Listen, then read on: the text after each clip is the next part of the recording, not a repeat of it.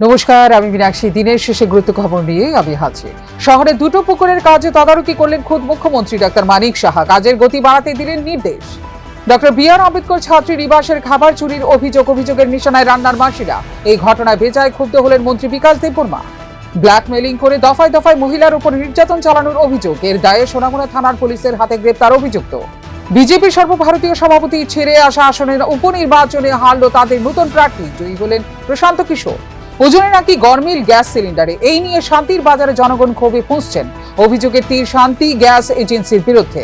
মহিলাদের স্বনির্ভর করতে বিতরণ করা হলো 100টি সেলাই মেশিন।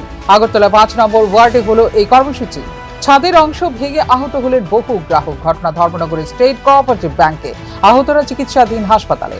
তেলিয়ামুড়া স্থিত রাজদূত ক্লাবের খুঁটি পুজো সম্পন্ন। দুর্গাপুজোকে কেন্দ্র করে প্রস্তুতি শুরু করে দিলেন এই ক্লাবের কর্মকর্তারা।